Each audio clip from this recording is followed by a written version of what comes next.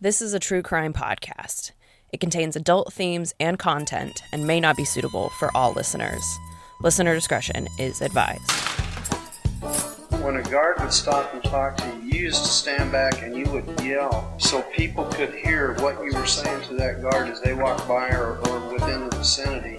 But he knew what a convict was going to do before they thought of it themselves. He'd just been around that long, and he was tough. They'd find Sparky in about every conceivable place you could imagine, which we would, of course, dump. They'd wait until everybody was locked up, and he would open his door and run down to cell one and get a bugler can full of Sparky and take it back to his cells. She had a kind of a hypnotic power. There were a great many wild cats around the penitentiary, and most people couldn't get near them. But she would stand in the doorway of the cell house and say, "Kitty, kitty, kitty," and those cats would go to her. Welcome, folks, to another episode of Stool Pigeon Saturday. My name's Anthony, and I'm joined on Zoom by Samuel and our featured guest, author Daniel Neal. Hi, guys. Welcome. Hello. So Daniel Neal is the former editor-in-chief of Wyoming's Casper Star-Tribune and spent more than 25 years working as a reporter and editor in Washington and Wyoming. After retiring from journalism, he became director of Wyoming's Equality State Policy Center, where he advocated for workplace safety, voting rights, and open government. In 2025, Daniel published No Forgiveness: Family, Polygamy, Murder, and Justice Among Idaho's Pioneering Mormons, a fascinating account of his family's history and a murder rooted in a water rights dispute in Idaho's Teton Valley. So, Daniel, thank you so much for joining us today. Right. Well, thank you for having me. I appreciate it very much. Yeah. You So, just are you from Idaho originally? oh yeah, I was born in Rigby, Okay. grew up in Idaho Falls, and had a great childhood there. Uh, so yeah, and please, call me Dan. I'm happy Okay. with a shorter name. So I like that. yeah, so Idaho Falls is great. It's a beautiful place, and uh, among other things, I can tell you that in one of the things you mentioned is, well, how did you get started on this? Uh, my father inherited his parents' wedding portrait, and they hung it over the little spinet piano I practice on every day from about age 6 to age 14 or 15. Mhm. And so I knew the basics of the story, that these people had gotten married in Utah. They pioneered in the Teton Valley, and my grandfather was murdered there. And uh, the family was told it was all about water. Might have been a little more complicated than that, but it was mostly about water. And I'd always wanted to know more. So, uh, yeah, so retiring in 2013, I decided I had to get after this book. I really gotten charged up about it at a family reunion in 1992 when a cousin came with some documents that a friend had given her that had come from the old state pen in Boise. That was the uh, file for inmate 1884 Ellington Smith, the man who had murdered my grandfather. And so I had a lot of details to jump off with. Uh, I'll tell you, I learned a lot more when I was trying to write a book and started going through those papers and realizing that, oh, if I read these about 9 times, I understand more and more what is happening and what these guys are talking about. The language, isn't uh, stilted, but the jargon was slightly different then. Uh, so it takes a bit to get all that sort of smoothed out in your head so you can read these things cleanly. But uh, yeah, it started with that, and then once I had time to really do some research, it became a fun chase. And eventually, then I had to get down to the hard part, which was writing it. But chasing down the facts was a lot of fun. Yeah. Yeah, that's Samuel and I, just before we got on this conversation, we were talking about how much fun we were we were having right now. Sam is in the middle of a big research project and he's really excited about it. I'm in the writing process of writing after collecting hundreds and hundreds of pages of research. And Right. that, even after over a decade of working at this old pen, there are times where I'm like, wait, what does this document even mean? What are they Right. saying here? So I Yeah. get the struggle that you're talking about there. Yeah.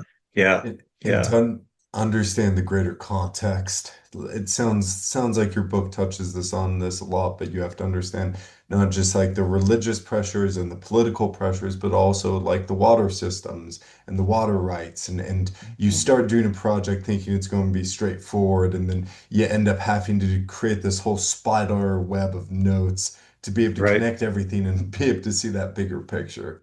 Right. Yeah. Yeah. I felt like the part of my journalism career that probably helped me best with that was I spent about 3 years as a city editor at the Star Tribune, where I had to keep track of the work being done by about 11 reporters and keep track during the day where they were on the story, what I might actually have at the end of the day, and then deciding when you got to shift priorities and move resources to another question that's come up. So yeah, that journalism training helped me a lot. So kind of talking about uh, all of this research, what repositories, archives, research resources, what all did you utilize while working on this, and what was that process like for you? Well, I started out, I knew I had these documents from the Idaho State Archives. These documents have been acquired by a descendant of the murderer in the early 1970s who uh, rebuffed her first question about Ellington Smith, who was her grandfather. Let me back up a little bit. So these documents came from a woman. Her name is Susan Foster. She was the great granddaughter of the murderer Ellington Smith.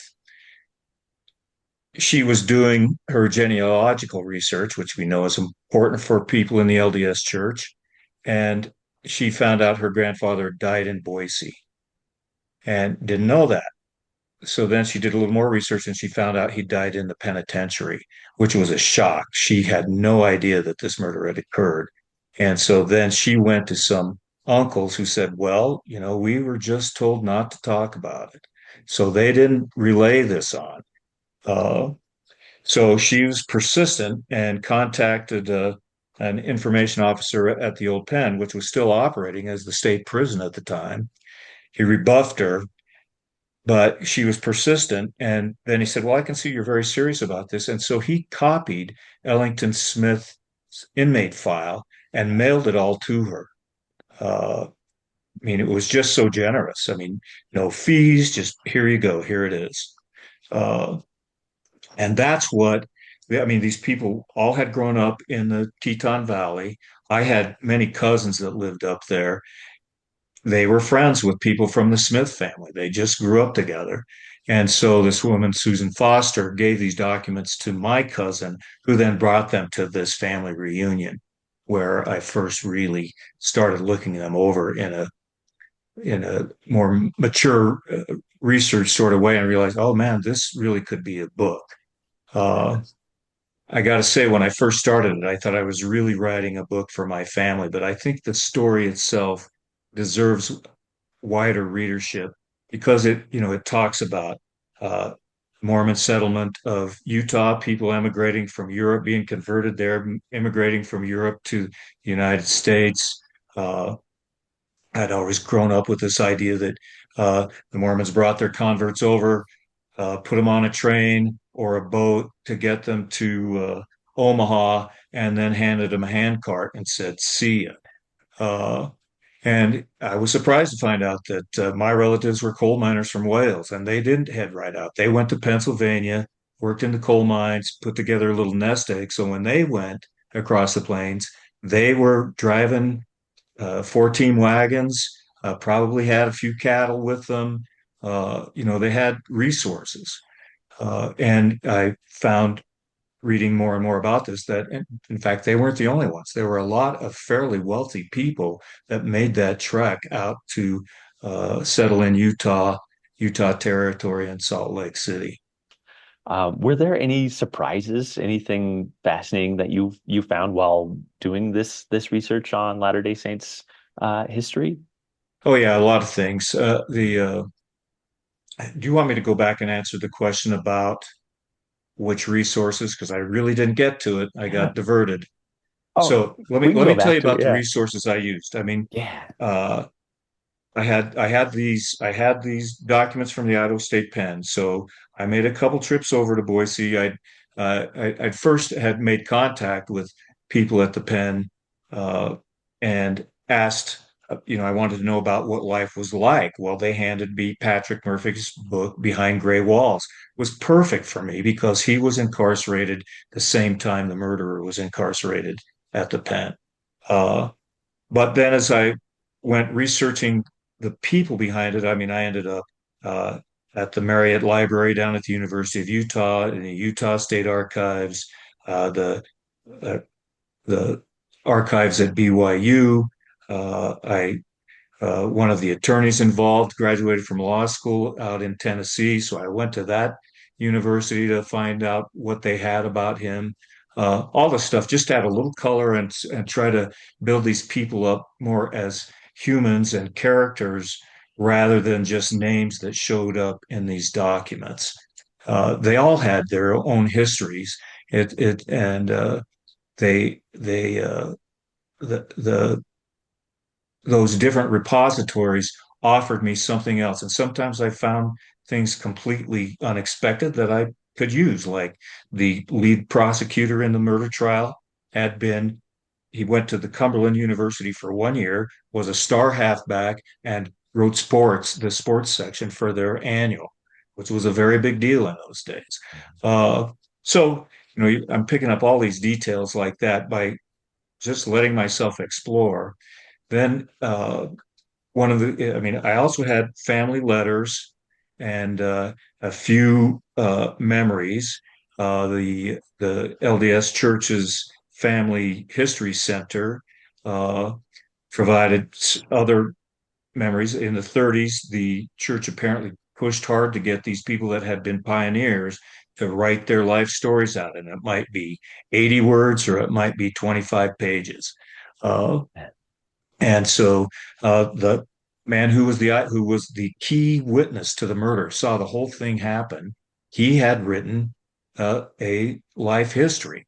He had one sentence about the murder, but I found out all this other stuff about his family, why they came there, and how he was viewed by the family. It's like, well, if you got a problem, then you ask Tave to handle it. If you need to go talk to a relative over in Rexburg, Tave will go talk to him for you.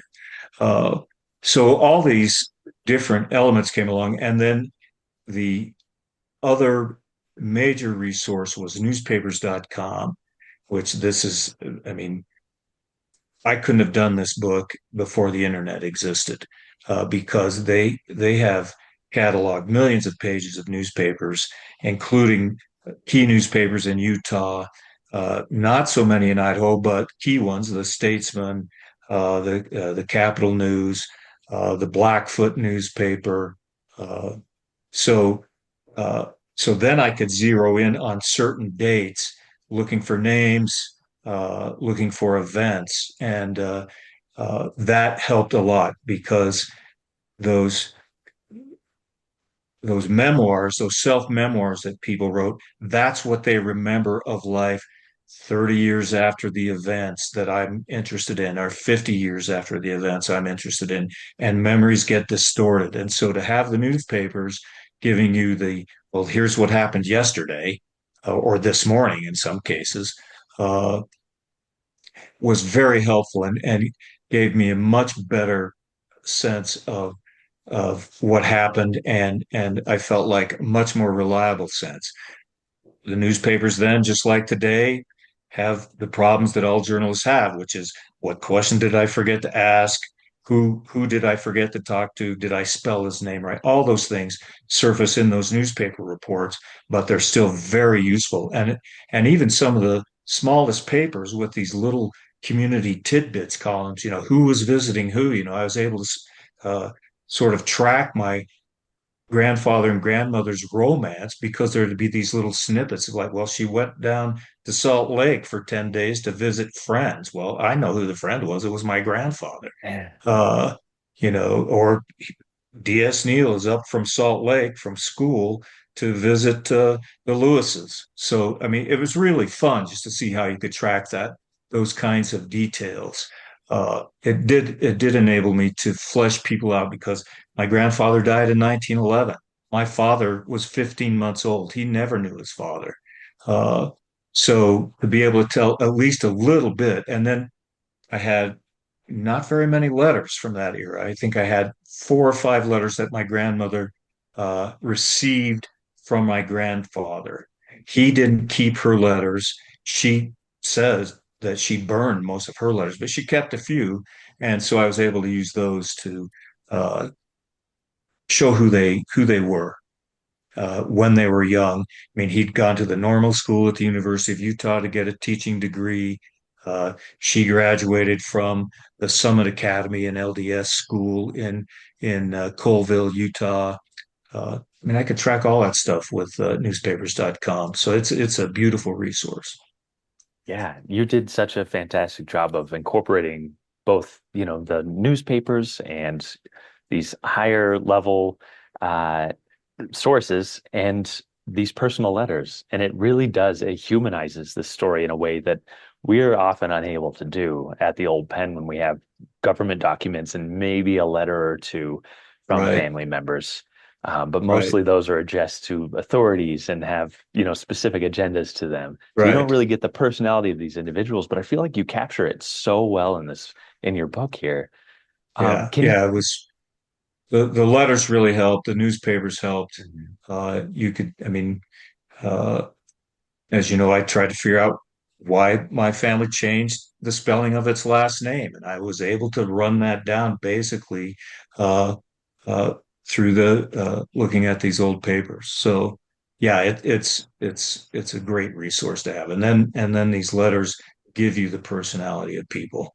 So, you asked me about surprises about the era of polygamy. A couple of things that.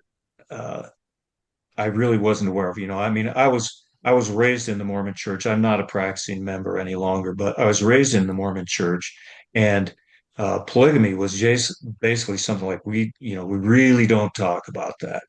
Mhm. And so I had this attitude that like, oh well, the church has disavowed it. Well, in fact, you find out that this is a fundamental principle of that religion. And they still believe that plural marriage is a covenant that they make with God and with themselves.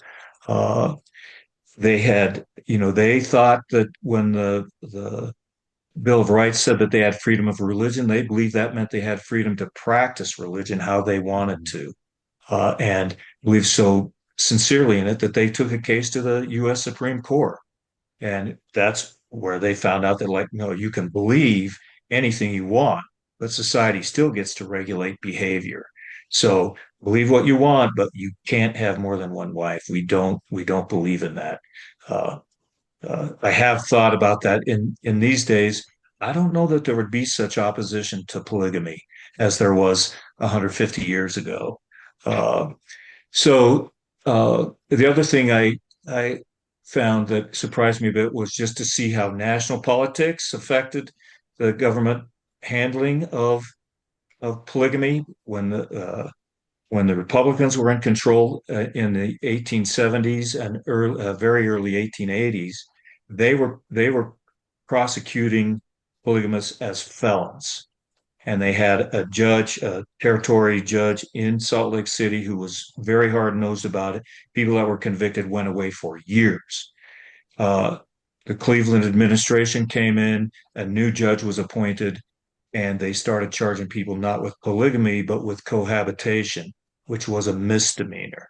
It was just very interesting to me to see how national politics affected those people. And my great grandfather, who was a polygamist, who was sentenced to the Utah Territorial Pen for 60 days for having two wives. Uh, the I was also interested just to see some of those polygamous left diaries from the time. The most famous one, George Q. Cannon, of some of his time in the pen, and he talked about being there when my great grandfather was there. And one of the things I had to laugh about was him writing a little note that, uh, you know, he'd been visited by wagon loads of his children who'd come out to see him in the pen. I mean, yeah, there was a lot of really interesting color in there once you got into it. Uh, I didn't know about deeply about this Mormon underground. I mean, those Mormon leaders, I mean, the marshals were after them, and they couldn't catch them.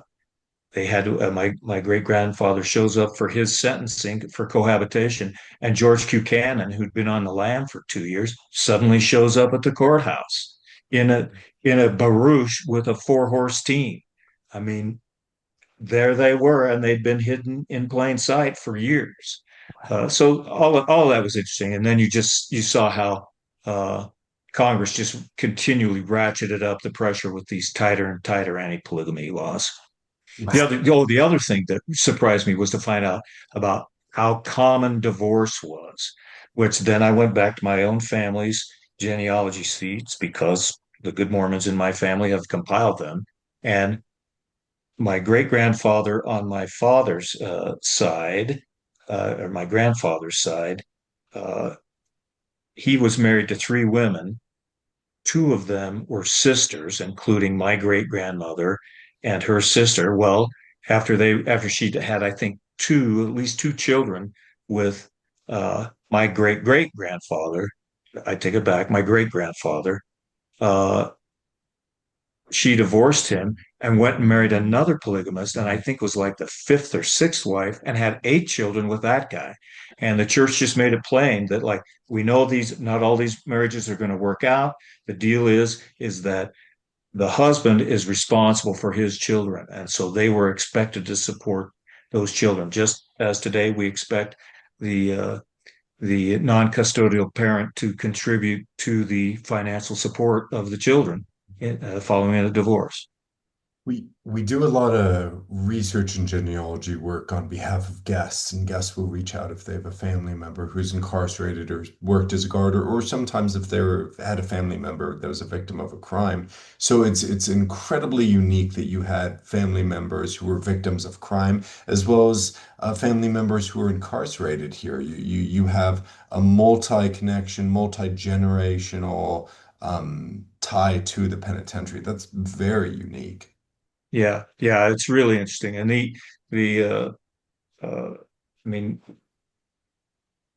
my family was very interested. I had a brother of mine try to go over there one time to just see what he could find out about Ellington Smith, and he they his wife told me, says, yeah, we didn't know who to ask and where we should look, and we turned and she said, oh well, there he is right there, and they had this mugshot of Ellington Smith that was apparently part of some exhibit they had at the time. This was probably back in the 80s.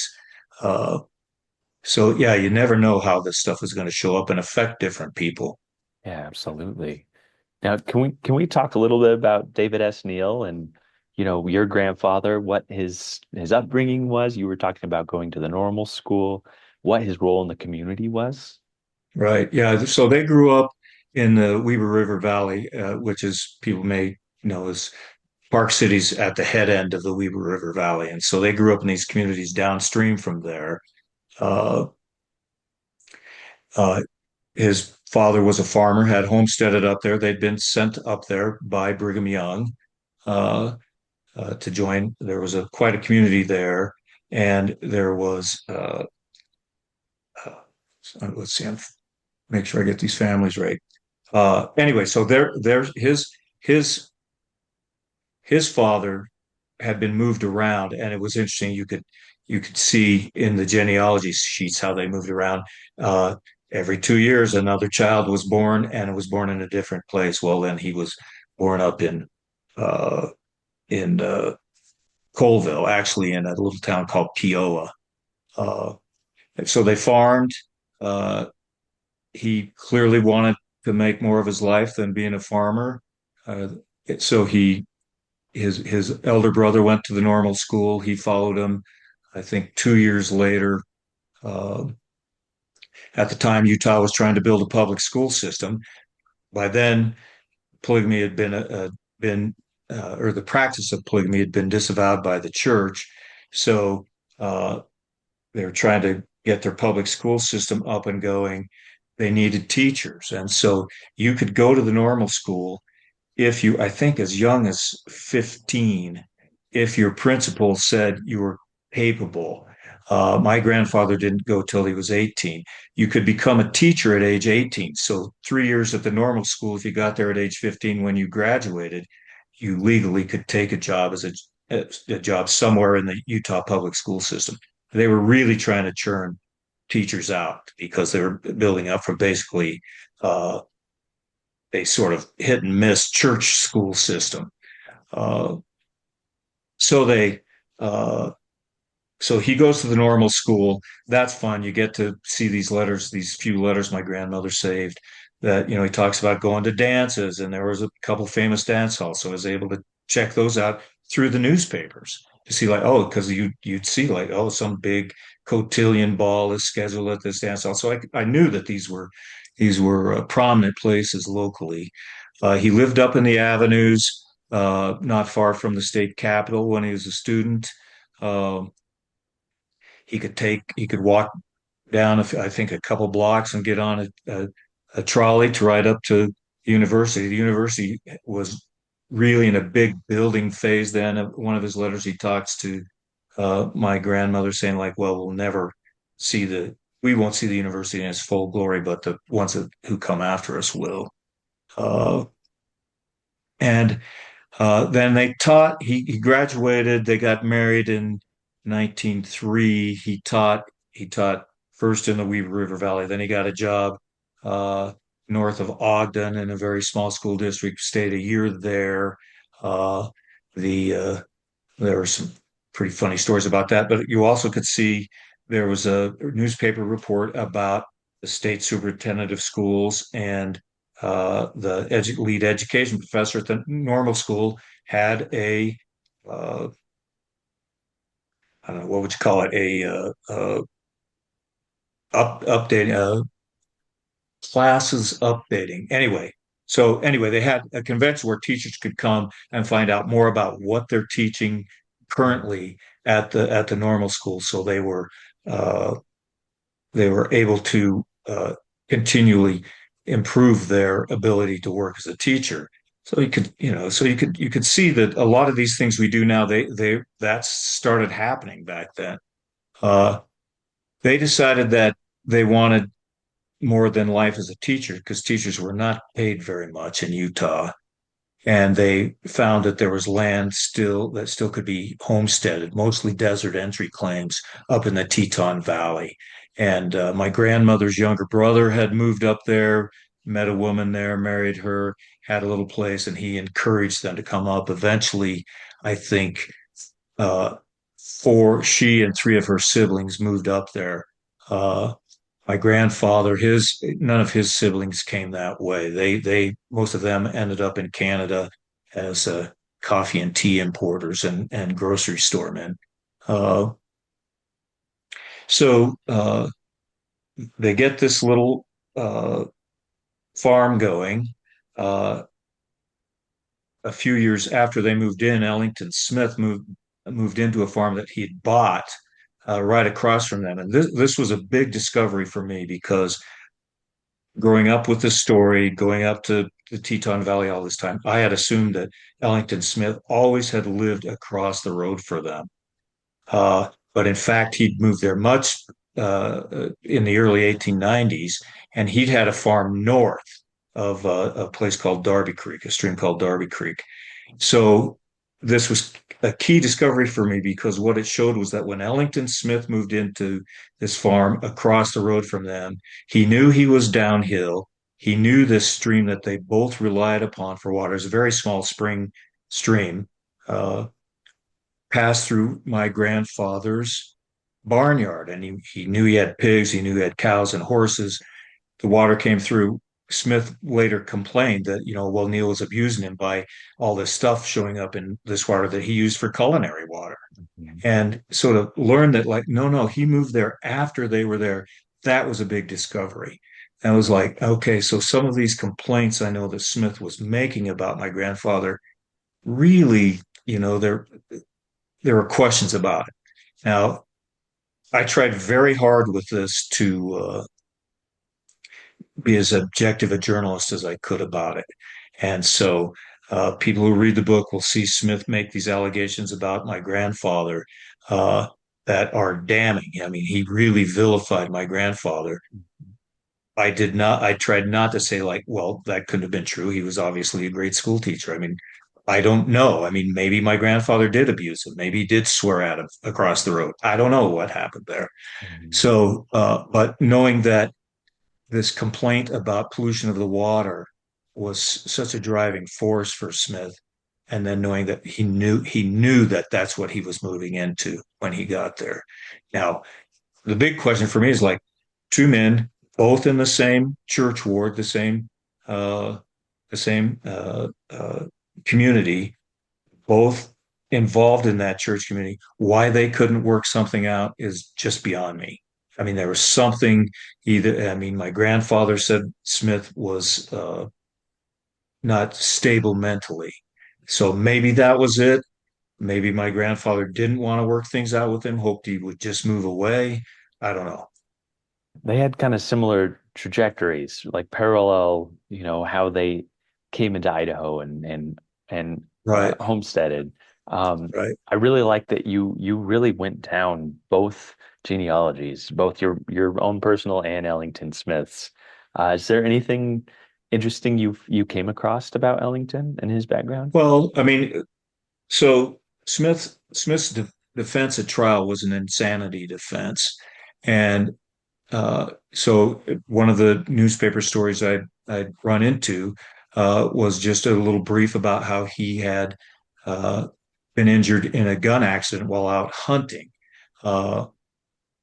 He dropped his rifle, it went off, and he was lucky it struck him in the leg, as I recall. But again, you see that, the way life was then. I mean, this is long before any gun safety classes, let's just admit that. And you just saw that these people were living a life of constant challenge where you weren't certain what the next day would bring. I mean, I tell my friends, one of the conclusions I came from this is, like, one of the things we worry about a lot that they never thought about: health insurance. I mean, this is before antibiotics. This is, this is an era when, people on those handcart companies might run into bad weather, or they might develop cholera. Somebody who's perfectly healthy in the morning might be dead at night. I mean, life was very dicey, and yet they accepted this challenge. It was just part of what life was. So I'm losing my thread again here. So Ellington, he had sort of worked his way up into southeastern Idaho, working for various farms, finally homesteaded over just north of Rexburg, kept that farm for about a year, so must have just proved up the patent, received it, and then he sold that farm and moved to the Teton Valley, like I say, to a farm north of Darby Creek. And his experience there also was interesting to me because there was a water development project, an irrigation project that I was able to run down because, I mean, that area, I mean, my grandfather's farm was right against the Wyoming border. And so the stream they wanted to develop came out of Wyoming. They wanted to put the head gate up in over the border. So they had to do this through the state engineer of Wyoming. So there are these records, just a few of them, but I was able to get a hold of them, and it listed all the farmers. So suddenly I had names that I didn't have before, or I had maybe in these trial documents or trial reports, I had last names, and suddenly I could tell who these people were, and they were farmers that Smith had gone together with to develop an irrigation system. I mean that irrigation project still delivers water to farmland Mhm. up there. So it was interesting to see how they came together to do that, the problems they ran into, people coming and going all the time. They found out that the state engineer had issued a warning that they hadn't uh, proven their development schedule had been met. And these guys are like, well, the guy who started this, he left. He didn't tell us he got these letters. And so, I mean, this must have happened pretty often because the Wyoming state engineer had no problem saying, just like, yeah, as long as you're using the water, that's what it's for. We're fine. He wasn't trying to penalize them. Mhm. So anyway, so that was some Wyoming state documents that I didn't expect to find that had real bearing and usefulness in this project. Yeah. Have you actually visited the site where Oh everything yeah, many happened? times. Yeah. Yeah, I mean I've walked. I know just about exactly where my grandfather was shot. The eyewitness's house still stands. It's owned Wow. by some other people now who have built over it and built a porch out in front of it and all this business. There were a couple of other witnesses who lived across the road from him. That 1903 house still stands. I mean, I have pictures of that. Uh, and so I can see how, I mean, these were two brothers who I'm not sure they saw the initial confrontation between Ellington Smith and my grandfather when Ellington Smith said, Neal, whose water are you stealing now? Uh, but they may have heard their voices more likely. I think what happened was they heard the first gunshot and they stepped out on their porch and then watched Smith go over and shoot my grandfather a second time. Uh, so all that stuff is still there. It's uh, we're lucky the Teton Valley Land Trust has cut some deals with some farmers up there, and I don't think that area is going to be subdivided. Wow. Maybe it could around the houses that the eyewitness owned, but I don't think so. And so yeah, so it's still, I mean, it's still a cultivated field where my grandfather was shot. He was going there to irrigate some wheat he was growing. It was a rented field, uh, about a mile north of his house. Smith rode all the way up there on his horse, accosted him, shot him, shot him again. He had, before he dismounted, sorry, let me back up. Smith had come up the road, saw his nephew, whose name also was Smith. So the names get very hard to track in an oral discussion. But so he sees his nephew, talks to him, remarks on the weeds in his garden, gets off his horse, walks across the road that his road Teton to this field where my grandfather was working, accosts him, shoots him, kills him, goes up and shoots him again, and then comes out and without a word to his grandfather, unties to his nephew, unties his horse and rides away looking for another guy that he was expecting to kill that day that he expected to be on that road. Wow. So yeah, it's a quite dramatic scene. Yeah, yeah, and you do a great job, of course, in the book. Definitely, everybody check out the book. It's very well written, and you get all of the different accounts from all the different folks that witnessed it or secondhand heard and revealed what they experienced July 5th, 1911. Can you talk about the investigation, the trial, and Ellington's conviction? Sure. Yeah, I mean the process is the legal process still is quite similar uh, to what we have today in terms of the court system, the arrest and court system. Uh, what's different is how they approached evidence. I mean, we're so used to all these uh, investigative detective shows on TV where we're always relying on DNA and fingerprints. Uh, they uh, they they had an eyewitness who saw the whole thing happen. Smith rides away, makes his way back to his house. He doesn't come back past the murder scene because he knew there would be people there. The eyewitnesses, one person was sent down to tell my grandmother that she was a widow. Another person must have gone, one of these guys in this water project, one of the farmers in it was the constable. They went and got him. So he was at the place and then traveled a mile down to Smith's place, which I think, so sometime in the early afternoon, he meets Smith at his house across the road from my grandparents' house. Smith says, "I've been waiting for you." He had leaned his rifle up against the doorstop. I believe he asked somebody to clean the rifle for him. That would never happen today. He's asked the constable if he can go in and retrieve some papers. He goes in, fiddles around for a while, then grabs some stuff that the constable said was in plain sight anyway, and then reaches in his pocket and pulls a pistol out with the arresting officer standing right by him and says, "Well, guess I won't need this pop gun anymore." And I don't know if he handed it to the officer or just set it down and walked away. Uh, anyway, so uh, he was arrested. They took him back to another farmer's place, a guy named Ed Holden. And the deputy sheriff, there was a deputy apparently stationed in Driggs. And so the deputy took charge of Smith there and they left. They went through Driggs because I know the Teton stake president saw him as they came through town. And then they took the road, and I assumed they went over the road that would take you to Tonya, Teton, and over towards Rexburg. But then probably there was a road that cut off to went to St. Anthony, which was the county seat where the jail is. Smith wasn't feeling very well, so they stopped for a while at midnight and spent some time there, but they still got to St. Anthony by 10 in the morning. And so in the testimony that later follows up, you hear that Smith talked to detectives there, asked people if they knew who a good attorney was, all this stuff.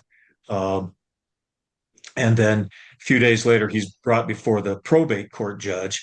Today, I think we might call this maybe the county court, something like that, where they assess the prosecutor comes with his evidence, the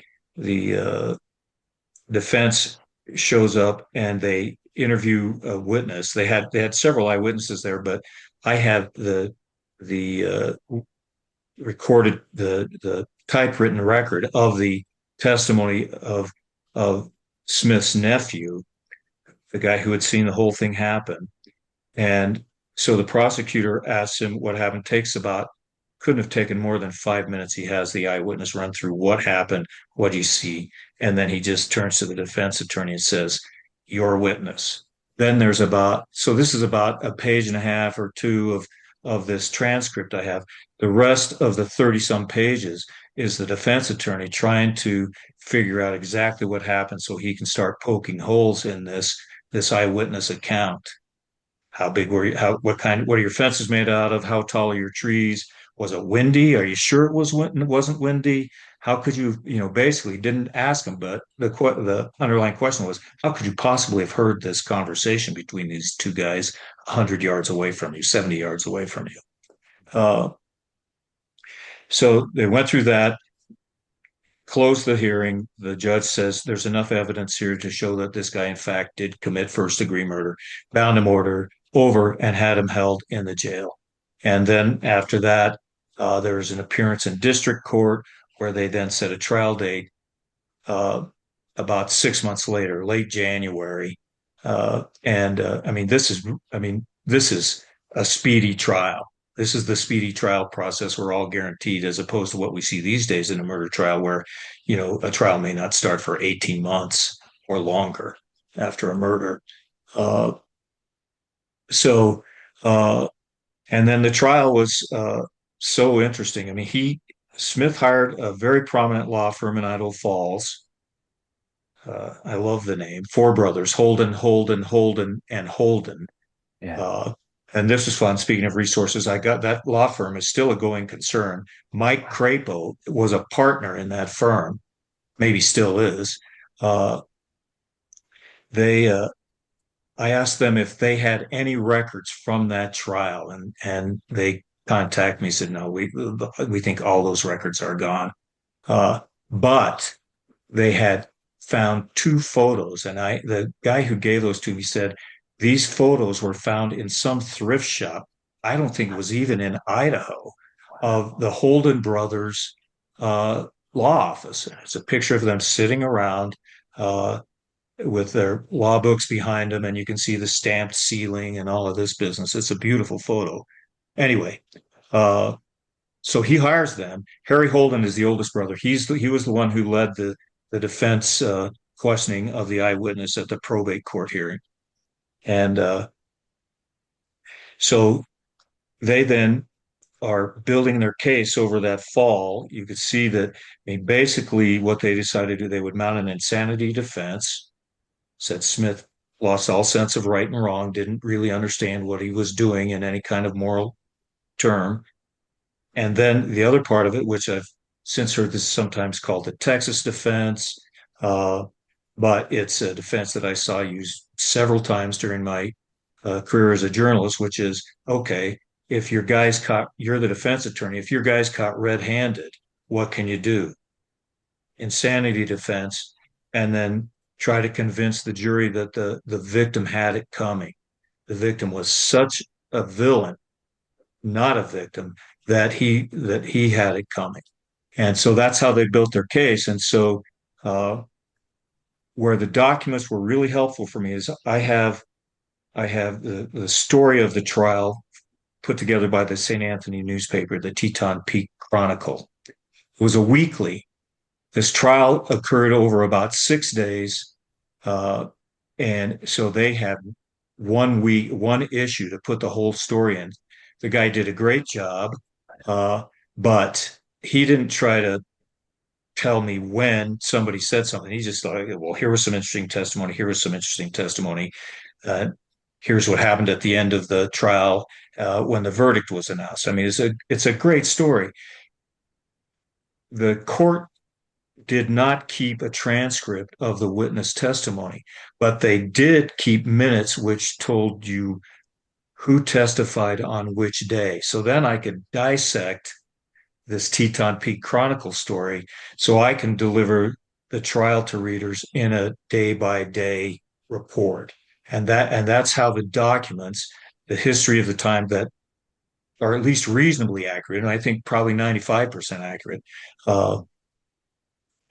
I could take that newspaper report apart and lay it out, and so people could really see how the prosecution went, then the defense, and then the prosecution came back with their closing arguments.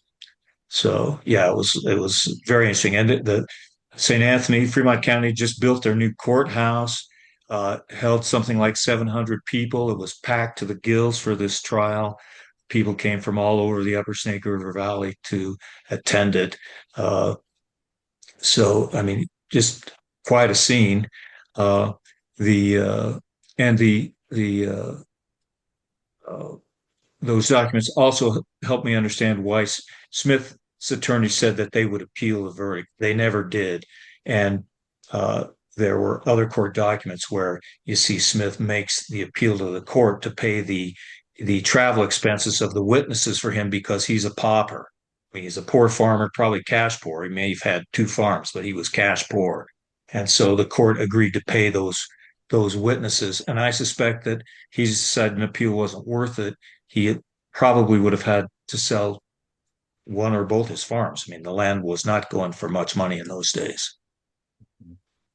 Wow. So, yeah. So that the trial. Then then we end up at the Idaho pen. He's taken to the pen by an officer from the penitentiary who came by train. The train by then had reached St. Anthony, and actually, I think it was had reached to the west entrance of Yellowstone. The train didn't reach the Teton Valley until the fall following the trial. So anybody in Driggs or Victor, Teutonia, all those people, they would have had to gone by horse or buggy to Rexburg or St. Anthony to get on a train. So the deputy comes to St. Anthony, picks up Smith. Smith then rides back with him, probably in at least handcuffs, probably handcuffs and ankle irons. And I can say that because Patrick Murphy in his book has a beautiful description of arriving at the train depot in Boise in irons and then getting on a wagon to ride out to the state pen with a young man driving the train and this guard still with him. And then he had a favorite line which I used at the start of that chapter where he says, a key turned in the lock and iron doors and gray walls closed me in forever. It's quite dramatic. So then I was able to use Murphy's descriptions of things to talk about how things were at the pen. Also, there was another great book that I hope you've seen called Big Trouble by Anthony Lucas. And Lucas talks about Harry Orchard, they were Snook had this program of like work is good for these inmates. They need to have skills and they're not idle when they're sitting in the pen. Harry Orchard, according to Anthony Lucas, had the best metal lathe in the state of Idaho in the Idaho pen. They could make stuff and send it out to sell so they could generate some income while they were in prison. So at that point, then I was getting very interested in penology and how that whole system operated. And you saw that, politics are right behind it. The warden of the pen was a political appointee. It was clearly a plum. You could reward friends by making them warden. He chose, I lost his first name, Snook. Bill Snook? Yeah, John Snook. Yeah. So he chose John Snook to be the warden. Well, but Snook had police experience from being a policeman up in Alaska during the Klondike Gold Rush. So Snook knew what he was doing and knew what he was up against. And in fact, Murphy describes Snook as a guy who feared no one and despised a coward.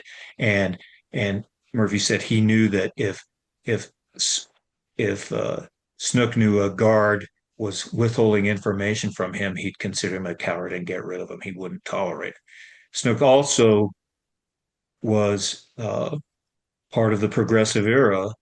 And so in my book, I have a picture from the Utah State Pen with those guys convicted of cohabitation outside the pen for a photo in their horizontal striped suits. By the time Ellington Smith gets to the Idaho pen, the stripes are gone. Snook only imposed those if an inmate was a chronic violator of the pen rules, and then they might have to wear the stripes. He believed work he said the first obligation of the penitentiary is to protect society from these evildoers, these criminals. But we all know that almost all of them are going to end up back out in society at some point. They need to have some skills. And so he had work routines set up in the pen. They grew almost all their own fruits and vegetables there. You guys know all this. I think they had two farms because I think there was one just a few miles away. And then later, when some political trouble came up, it revolved around a prison farm down near Homedale. So Snook really believed this. And then he also put inmates out on road crews. They were trying to build Idaho's highway system. And I know there were crews that worked over in Swan Valley for sure. I know they worked on the road, building the road between Boise and Moscow, or Lewiston and Moscow. I mean, before that road went in, of course, you couldn't get from Boise or Idaho Falls to the State University in Moscow without leaving the state. So they were involved with that, and Snook was behind it. And I mean, according to Murphy, Snook was a straight shooter. If you treated him well, he treated you well. Uh, the politics that came up behind it were also very interesting because Snook was, I believe, was first appointed by Governor Hawley, uh, reappointed by Governor Haynes. Haynes was beaten by Moses Alexander in the 1914 election. Yes, 1914 election. He retained Snook. He liked him. But during the terms were 2 years then for governors. So during 2 years later, during that campaign, Snook and Alexander got crosswise because Alexander, who had run on a platform of wise management of state resources, refused to release some funds that would have paid for equipment for one of these road crews that Snook had building this road north from Boise.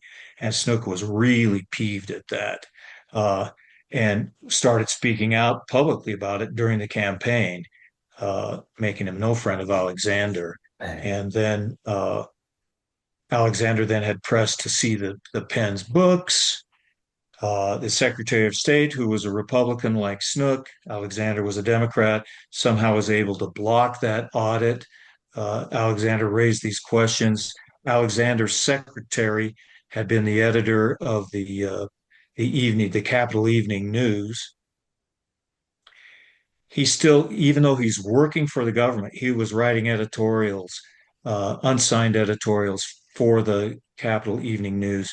Wrote an editorial that claimed Snook was trying to hide something because by fending off this audit, and Snook confronted him in the rotunda of the state capitol, asked him who wrote the editorial. The secretary, his name C.O. Broxton, said, "I did."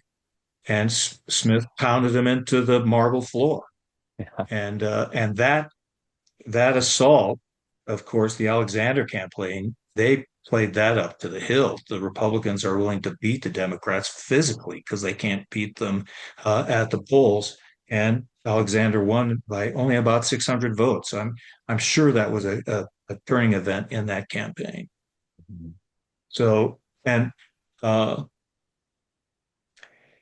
yeah, so Snook then lasts till the end of the year.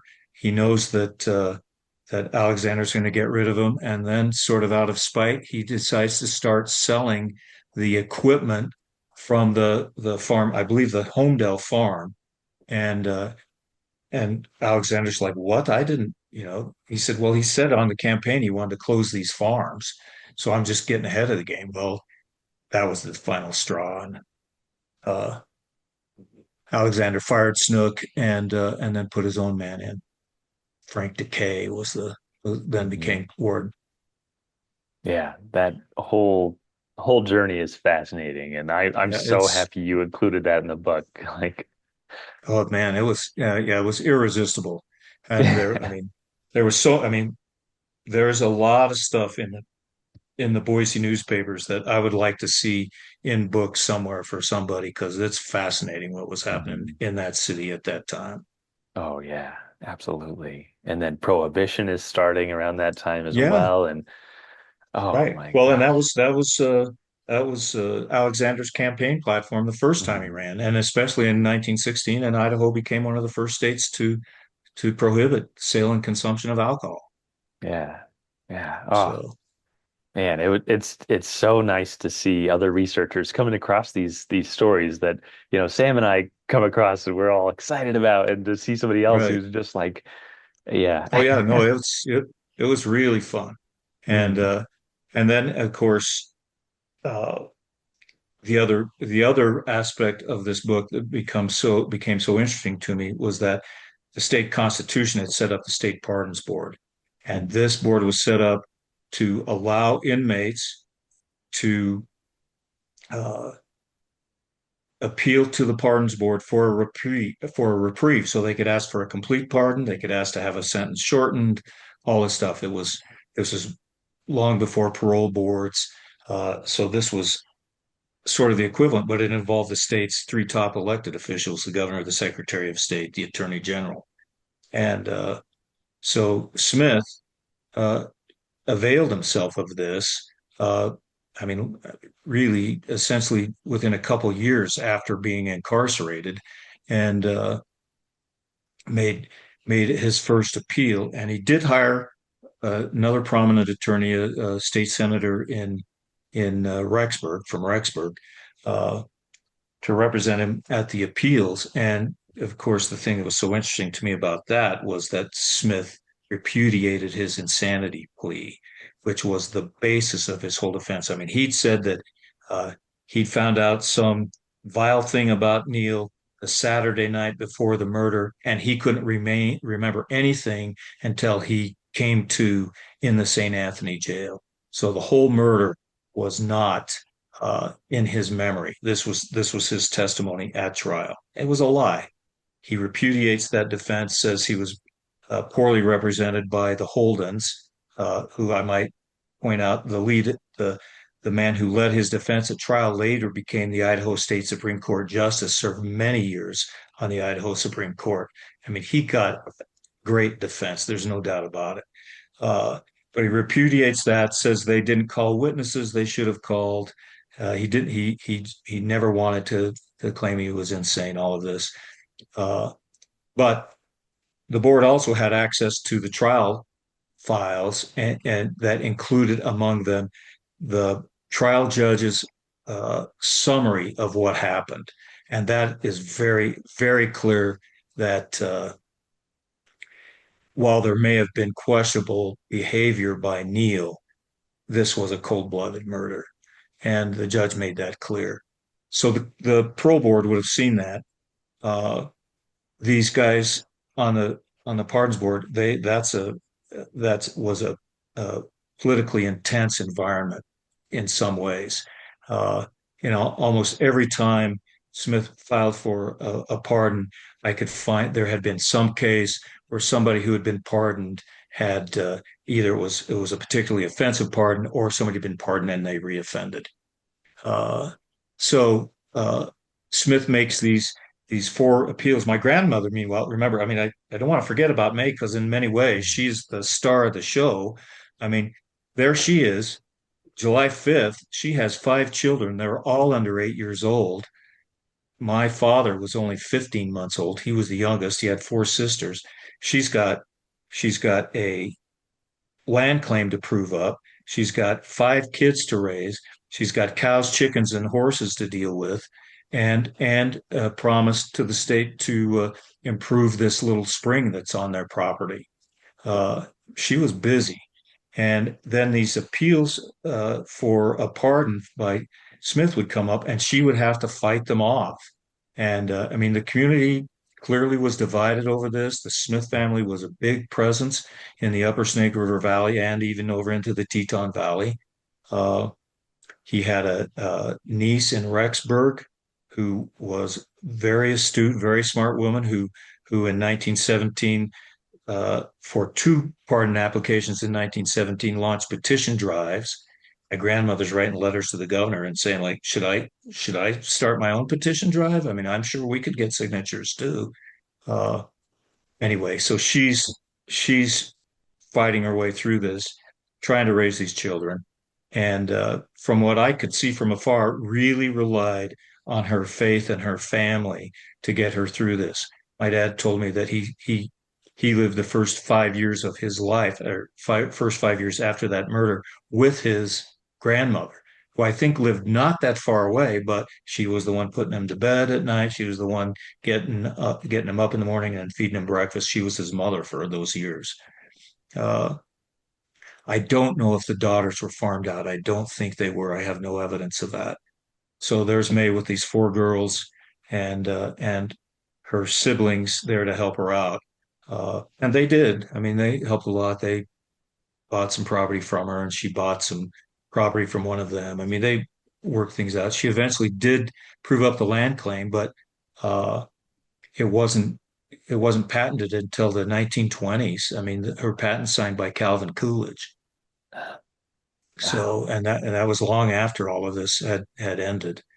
Uh, and then the other things you see is that the two big things that affected the last 2 years that Smith was in the pen was the war. The war starts in 1918, and so suddenly uh, attention is all about like, okay, how can we aid the war effort? But Alexander and those other politicians were astute enough to recognize this is an opportunity for us. They can get money to help them do things. And so they were really working on the federal government to get money into Idaho to do things, but they also were having to meet draft quotas, all of that. Uh, so he's focused on that, which I think was another major political element because Smith made one more attempt in the fall of 1918 to get a pardon. And uh, I think by then it was easy for that board to just say, "Sorry, no murderers. We're not pardoning any murderers. We've got too much else to worry about." Try to assess that. Uh, One of the other things that was interesting to me was when Alexander came in 1916. In that summer, he got together with the president of the University of Idaho and Melvin Brannon, a U of I president, and then a district court judge, William Morgan. And they had, this is really in many ways the peak of the reform era. Prohibition's advancing. It passed in Idaho. So these guys are talking about, okay, how can we make this system better? And Idaho at the time had a sentencing system similar to what we have now, which is referred to as indeterminate sentencing, which is there's usually a minimum and a maximum. So you don't know how long you're going to be in there, but you know you're not going to be in longer than 5 or 10 years or 20, whatever the maximum was. Well, Morgan, the judge, he said that doesn't reform criminals. They know they're going to get out no matter what. No matter how they've behaved in the pen, as long as they don't commit another crime, they're going to get out. They may not have picked up any skills. They may still hate society. They're going to be out. He proposed going to a fully determinate sentencing, and the determination would be you get out when you recognize how valuable the government is to you and how important morals are to society. And we will have a special panel that knows that. So somebody who's thrown in jail for uh, thieving horses gets a 2 to 5 year sentence.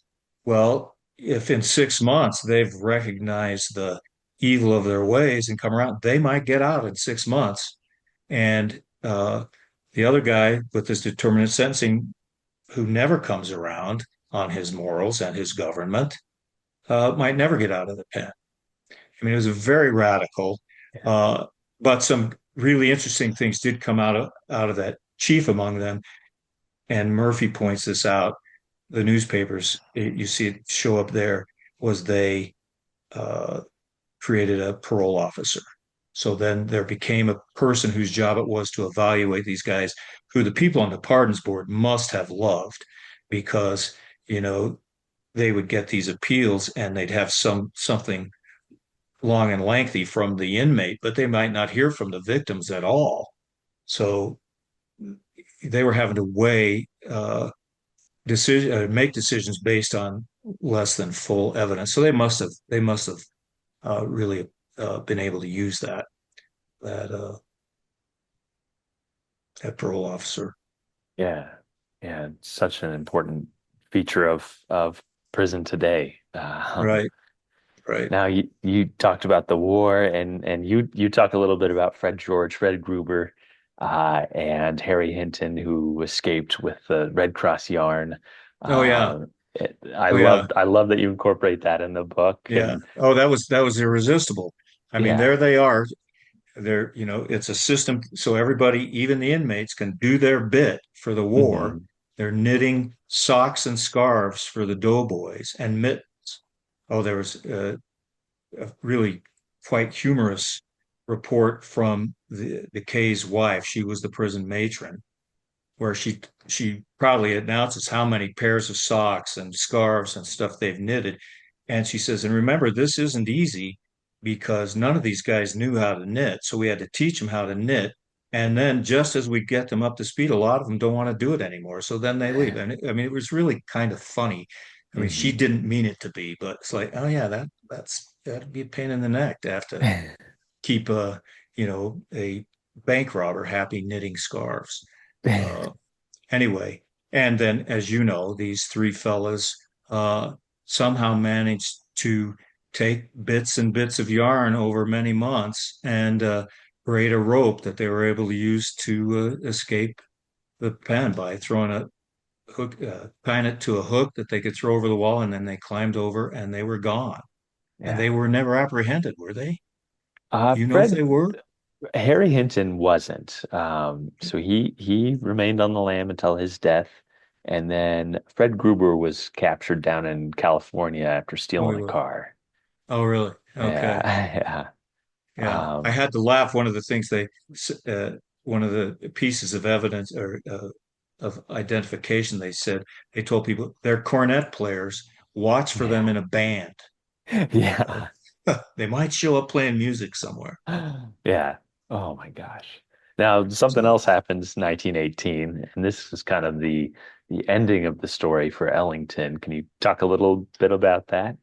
right. Yeah. So people remember that 1918 was the outbreak of what for many years was known as the Spanish flu. The research I've read about that plague seems to indicate that maybe it originated from a U.S. Army camp in Kansas, Mhm. Fort Leavenworth. So this bug spreads, kills more people than the war killed. I think something like 36 or 37 million people killed worldwide by this strain of the flu. It did hit Idaho. Uh, there were some just distressing newspaper reports. There was a Nez Perce community up there uh, had to make an appeal for help because there was nobody that wasn't sick. So Lewiston had to send doctors and nurses and caskets to Nez Perce to help them deal with the outbreak there. Uh, Penn was quarantined, but uh, late November, early December 1918, it got into the pen, and Ellington Smith and another inmate both succumbed to the flu or complications of the flu. Chapter 33, that threw me for a total loop. That first two pages, I was like, where are you getting all of this information? I don't want to give it away to readers. Uh, but there's some questions and some discussions about difficulties between the families with his remains. Right. Do you know, like, we're at 125 years since this happened.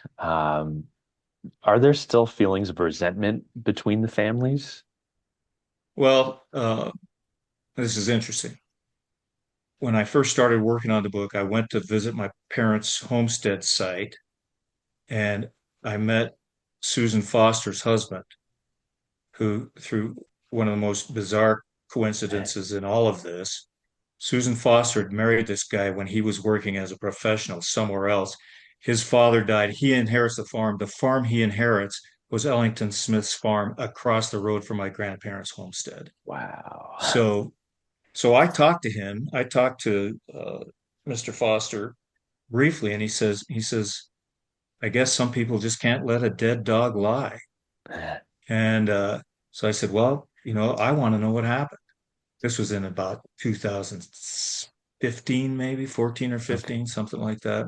So it was just as I was really getting serious about writing the book.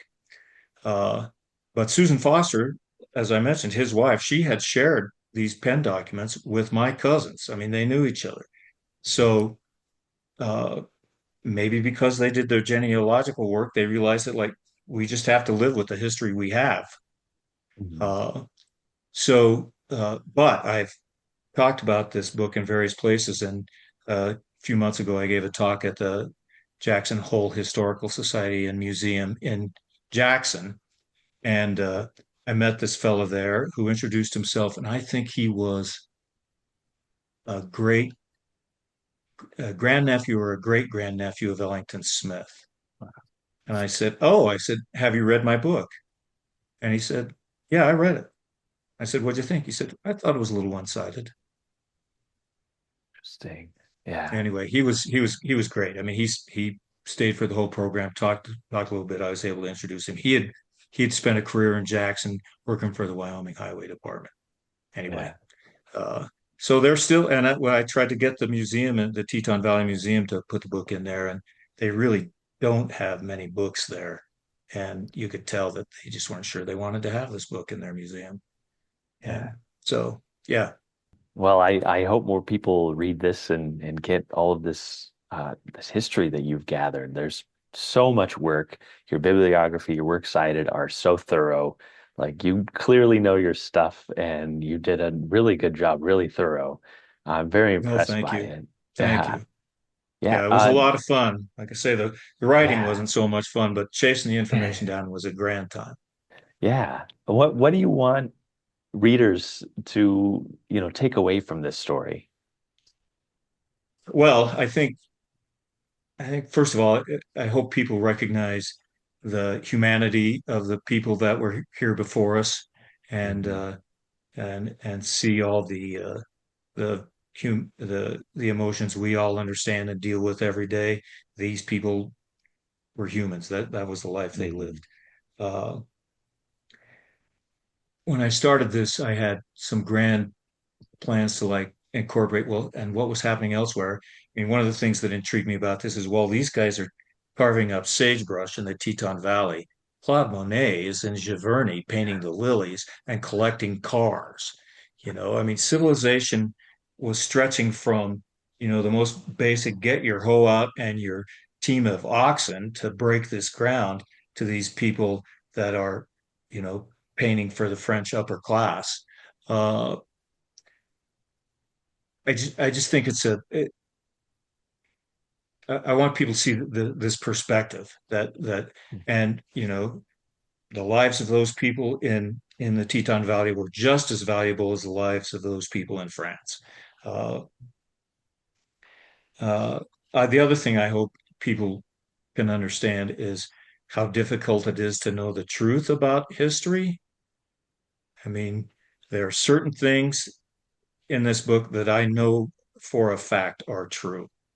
There are other things that I know they're based on people's memories, and if that person's memory was right, that's true.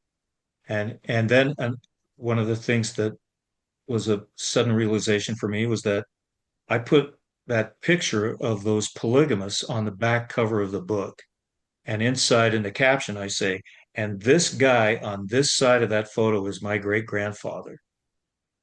I had a cousin who picked the book up and read it and said, we've got that same photo and it says he's on the other side of the photo. And Mhm. so you realize that, like, maybe you can trust those names on the back of the photographs your family keeps in a box somewhere, but Mhm. only maybe. So yeah, history is a guess, uh, but it can be pretty darned accurate and we can learn a lot from it. And that's why I enjoy doing this, and I think people will enjoy this book. I'm looking forward to reading the book, Dan. I was raised in Madison, but my family's from Teton Valley, so Oh, all the really? places you're referencing, I'm quite familiar with.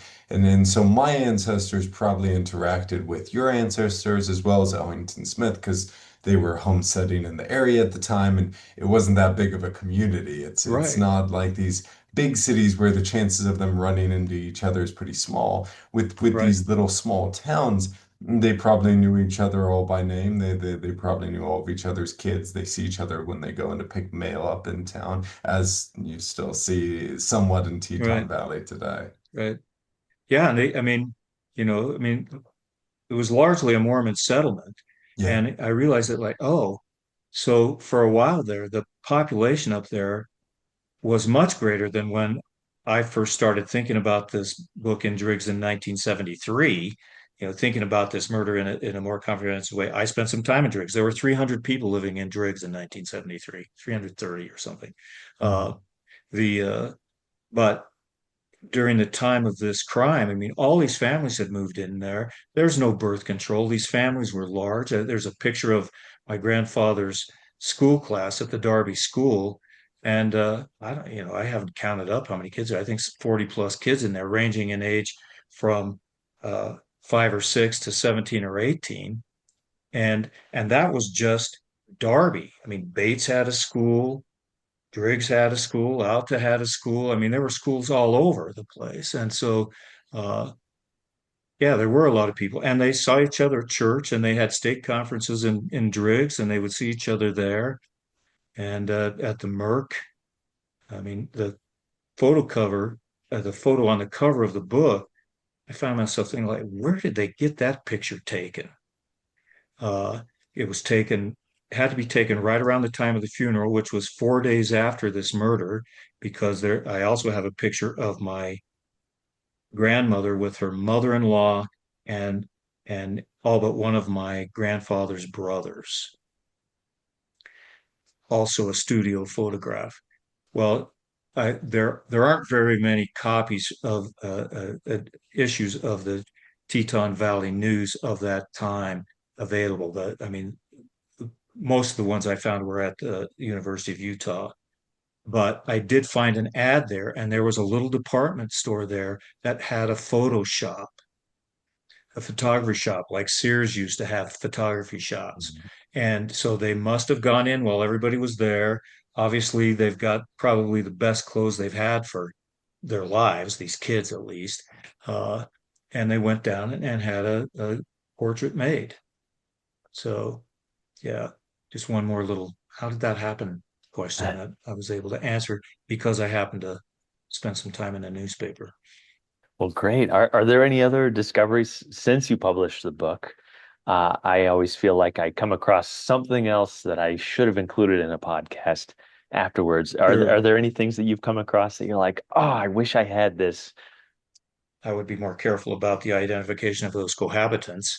Mm. That's one thing. I would, I would like to see if I couldn't find more about my grandfather at the University of Utah.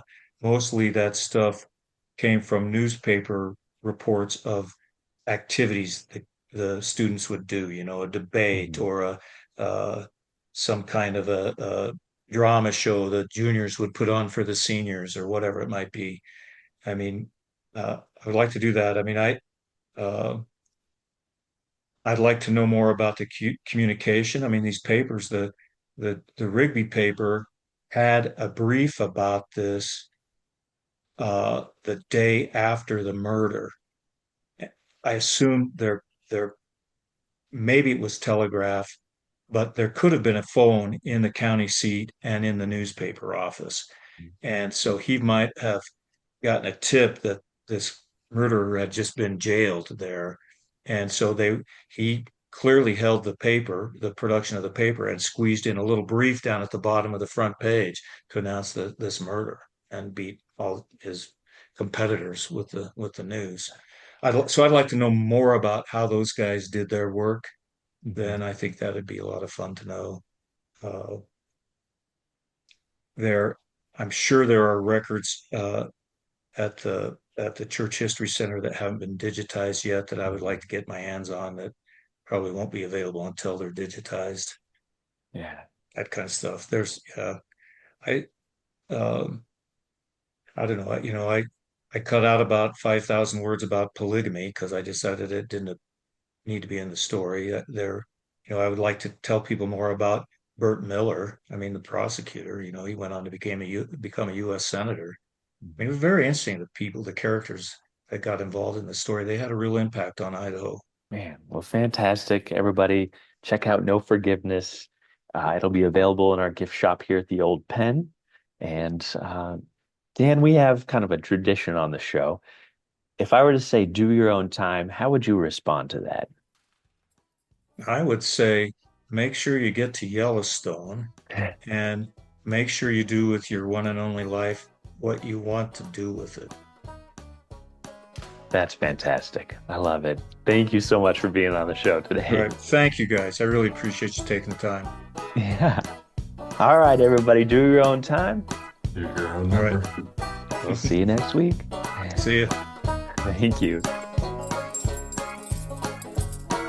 If you enjoyed Behind Gray Walls, subscribe, rate, and review on your favorite podcast app, and leave a comment to tell us what you thought of today's stories.